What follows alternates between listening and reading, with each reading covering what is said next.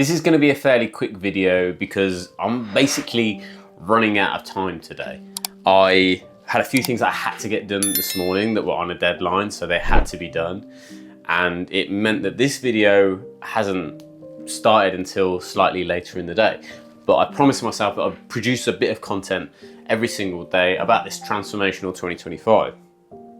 It has triggered something for a future video for me talking about working within the restrictions that we have. But I wanted to get something done today, and my wife and I were just chatting and she reminded me that this is the year of letting things go. Now, at the end of last year, I had this like emotional upheaval that it was so bad for me that I had to go and talk to my dad about it. And I only talked to my dad about the really important shit that I just can't figure out in my own head, because he's a much older, wiser. Did I say older? He's quite old, but he is wise as well. And I went and talked to him about it, and I felt like it was kind of tearing me up inside. I'm not going to get into the details of it because the details don't matter, but essentially, someone who I was very close to, I had this realization, this moment of clarity that I felt abandoned by them, and it was so upsetting for me. I just kept going over the relationship we did have and the things this person had done for me and how close we used to be, and I felt like I was grieving for the fact that that relationship had kind of disappeared from my life, really. And I didn't really know how to deal with that. I didn't really know how to deal with this revelation that I felt like I'd been abandoned. So I kind of was trying to process this, and I talked to my dad about it. And the reason letting go has come up again, or as my daughter puts it, let it go, let it go, let it go, let it go, let it go, let it go, let it go, let it go, let it go, let it go, let it go. Is because I was just talking to my wife about someone who angers me because I feel like they treated her badly. And she reminded me, this is the year of letting stuff go. But it's not easy to just let stuff go. It's not easy to just, forgive and forget. But I realised at the end of last year that I wasn't abandoned by this person. And this isn't a realisation I came to, it was a realisation my dad helped me come to. I wasn't abandoned by this person. I just needed a switch of perspective. I needed to change my perspective. It's that this person had let me go. They'd freed me. I think in order to be in some people's lives, they have a set of rules to which you must adhere. I have that set of rules as well. I have certain boundaries and rules in my life that if people repeatedly break, then, they end up not being in my life, because I want to live in a certain way, and I want to have happiness and peace and joy in my life. And if people shake that up too much, then, you have to have your own boundaries. But for me, it felt like the kind of rules and things that this person had put in place around what I needed to do to be in their favour had created kind of a corridor of unhappiness for me that I had to walk down. And every time I veered off into one of the rooms off this corridor, something would, there would be some kind of friction between the two of us. And the relationship has kind of faded and faded and faded over the years. And honestly, I thought I was over it. I was like, I don't care. Let that person do what they want to do. Let them go to where they want to go. I don't care about them. I've got my wife, I've got my kids. That's all I need, blah, blah, blah, blah. And then one thing happened and I was a fucking puddle of like snot and tears going, how could they do this to me? And this, I just had this shift of perspective to say,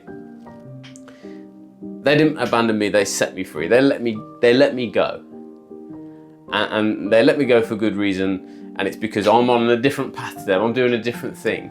I still hold like a really strong place in my heart for people who aren't in my life anymore, because, you know, I love them, but by the same count, I can't live my life by the rules that somebody else sets for me. And I'm not saying even that I'm getting it all right.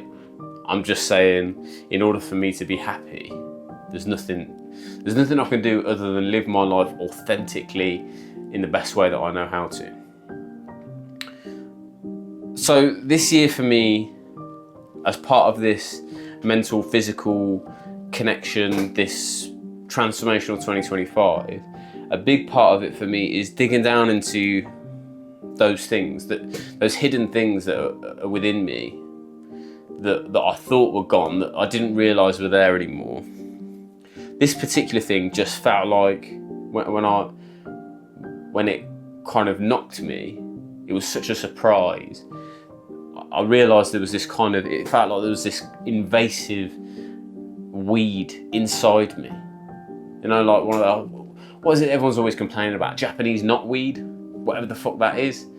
Getting around the foundations of the house, you can't see it, but it's kind of crawling around, creeping around, getting into all the nooks and crannies, like dissolving all your foundations, like messing up everything in your house, but you don't know it's there until you finally know it's there, and that's because the house is falling down. That's what it felt like to me, is there was this invisible fucking black weed that was just twisting its way around my insides, and then the point at which I caught it, it was already had a hold on me, and I had to really work to get it out. And that's something that I'm going to be doing over the next year. So if I don't let go of those things, those situations, those people who, the people who, whether consciously or subconsciously,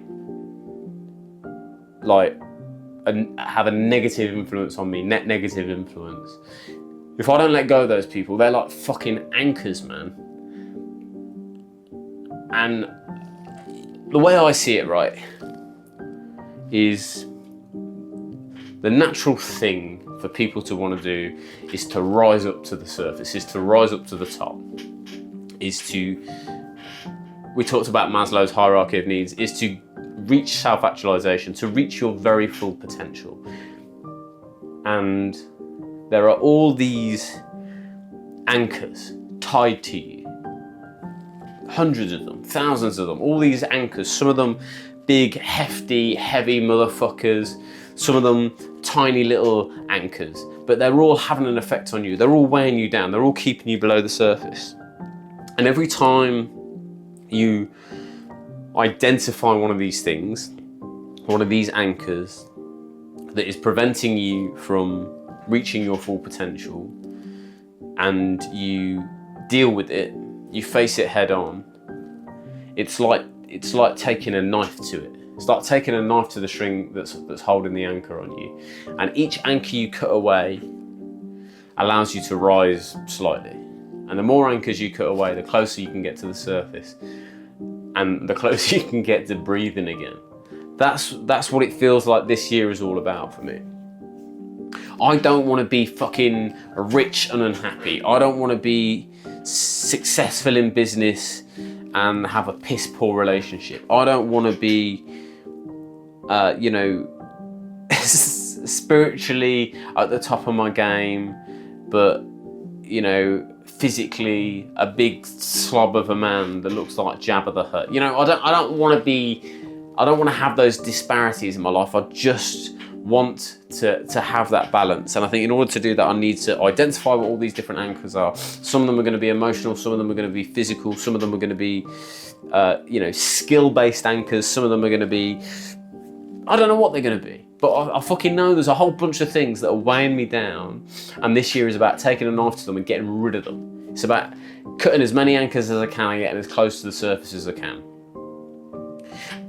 And there's not one thing that I'm going to do that's going to cut those anchors. I don't think it's a case of going, oh, here's all of the anchors, I know about them all.